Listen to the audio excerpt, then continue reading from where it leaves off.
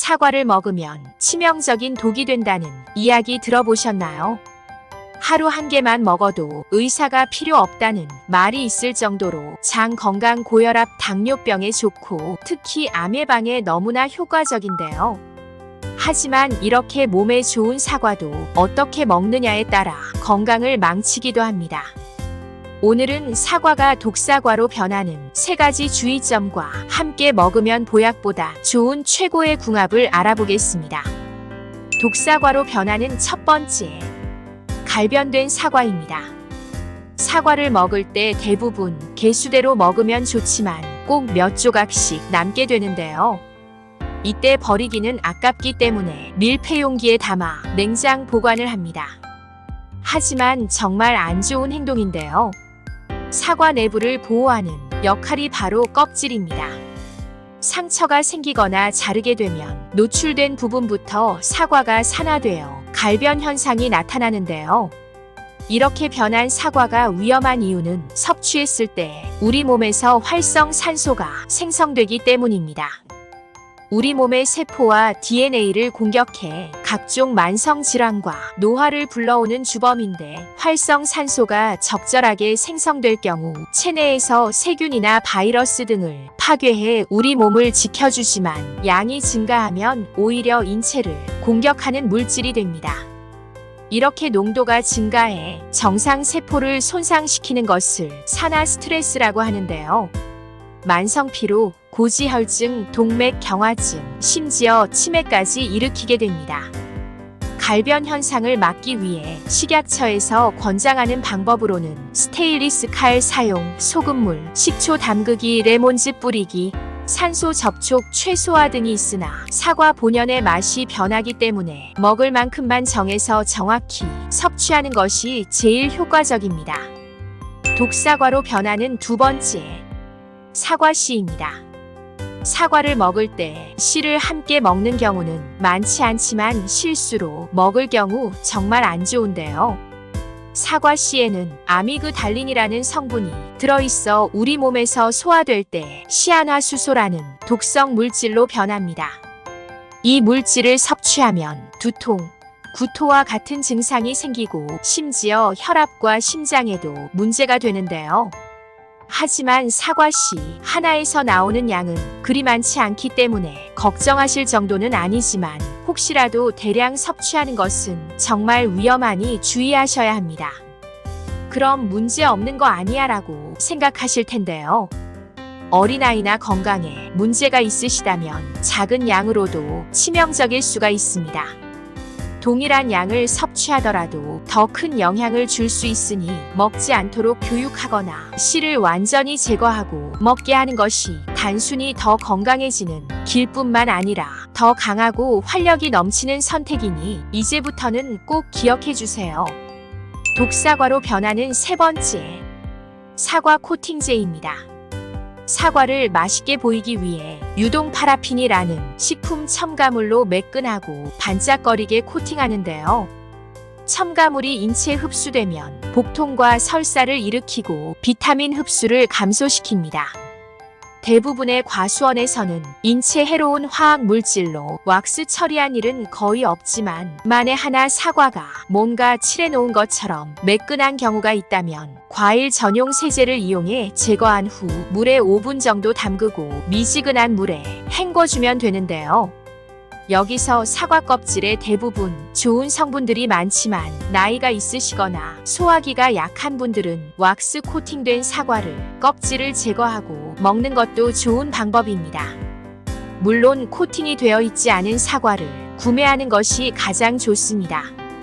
독사과로 변하는 네 번째, 밤에 먹는 사과입니다. 아침에 먹는 사과는 금과 같다는 말이 있듯이 건강에 좋은 과일로 손꼽히고 있는데요. 하지만 먹는 시기와 방법에 따라 건강에 해가 될 수도 있습니다. 사과의 성분들 중 수용성 섬유질인 펙틴과 유기산이 건강 효능을 이끌고 체내 독소와 숙변을 배출해 주는데요.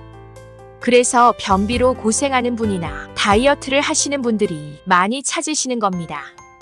사과의 유기산은 장내 유익균이 증가하도록 도와주고 유액 분비를 촉진시켜 소화가 잘 되도록 하기 때문에 아침에 먹는 사과는 금과 같다라는 말을 하는 건데요. 반대로 밤에 먹는 사과는 독이라는 말 들어보셨죠? 그 이유는 장 운동이 너무 활발해서 오히려 밤에는 부담을 줄 수 있기 때문입니다.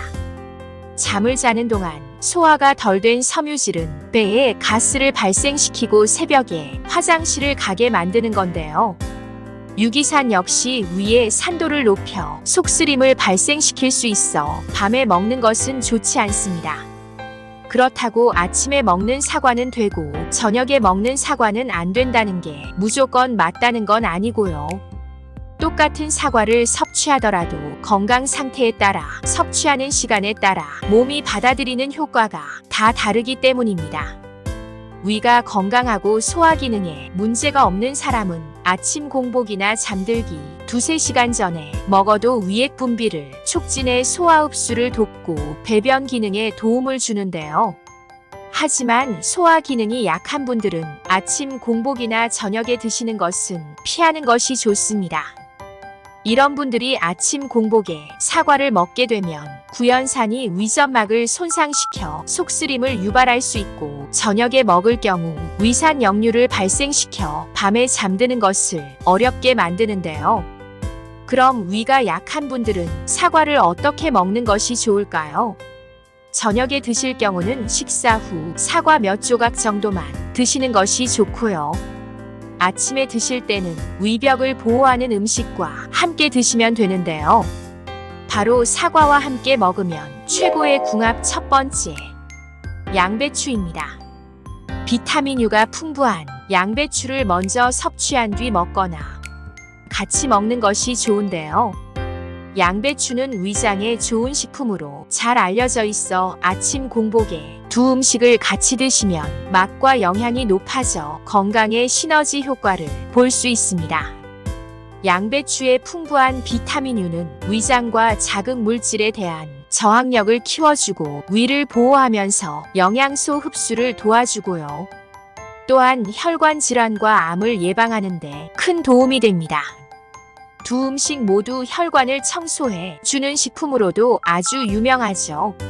사과의 펙틴 성분이 혈중 콜레스테롤을 감소시켜 심혈관 질환과 뇌졸중의 위험을 줄여줍니다.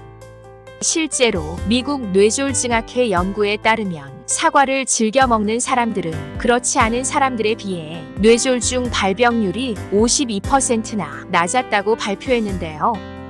양배추에는 설포라판 성분이 혈액 속에서 혈전이 생기는 것을 억제해 심장병과 뇌졸중의 위험을 감소시킵니다.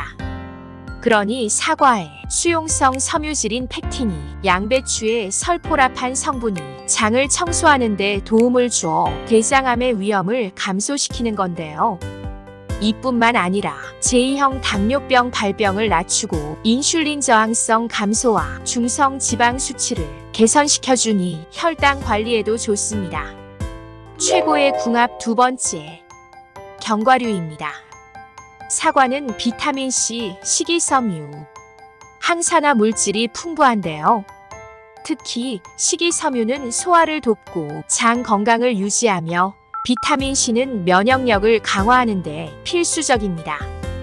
반면 견과류는 단백질, 건강한 불포화 지방, 비타민 E, 마그네슘과 같은 다양한 미네랄을 제공합니다. 사과와 견과류를 함께 섭취하면 단백질과 섬유질, 비타민과 미네랄이 균형 있게 공급되어 영양적으로도 매우 이상적입니다. 사과는 과당을 포함한 천연 당분을 가지고 있지만 견과류의 건강한 지방과 단백질은 사과의 혈당 지수를 낮추는 데 도움을 주는데요. 이 때문에 혈당이 급격히 오르는 것을 막고 포만감을 오래 유지시켜 체중 관리에도 효과적입니다. 이러한 이유로 다이어트나 혈당 관리가 필요한 사람들에게는 사과와 견과류의 조합이 매우 유익합니다. 사과와 견과류 모두 항산화 물질이 풍부한데요. 사과의 플라보노이드와 비타민C는 세포 손상을 방지하고 견과류의 비타민 E는 피부 건강과 노화 방지에 도움을 줍니다. 항산화 성분이 풍부한 음식을 섭취하면 신체의 염증을 줄이고 심혈관 질환이나 암과 같은 만성 질환의 위험을 낮추는 데 기여할 수 있습니다. 사과와 견과류를 활용한 레시피 한 가지를 소개하겠습니다. 바로 사과 샐러드 만들기인데요.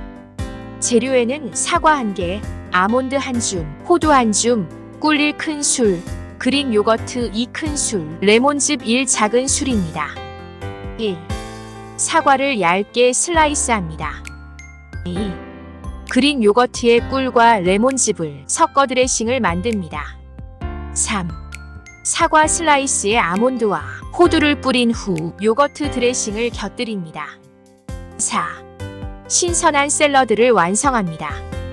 이 샐러드는 아삭한 사과와 고소한 견과류의 조화를 즐기면서 가볍고 상큼한 맛을 느낄 수 있습니다.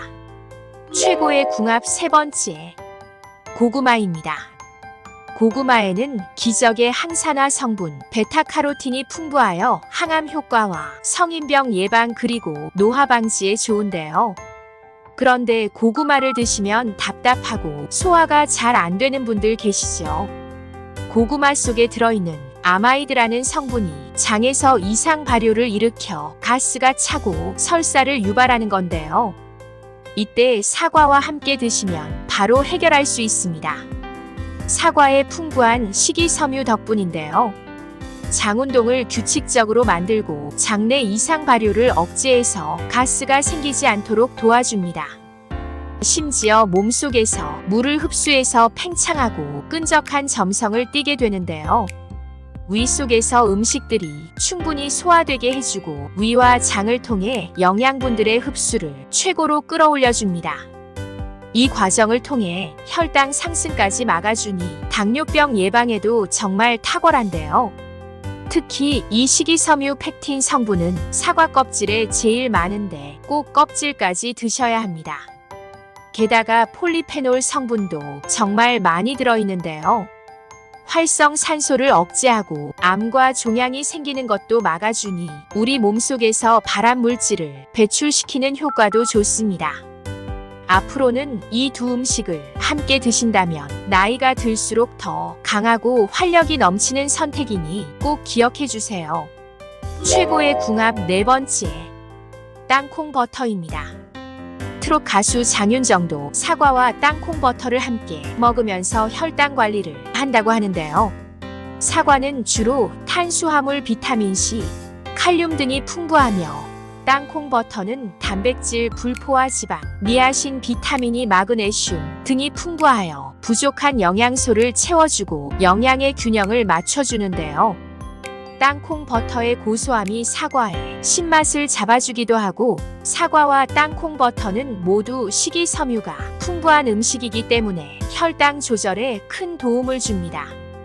다만 땅콩 버터는 지방과 열량이 높기 때문에 과도하게 섭취하면 건강 효과를 누리기 어려운데요. 땅콩 버터를 선택을 할 때에는 설탕 함량이 낮은 제품을 선택해야 합니다.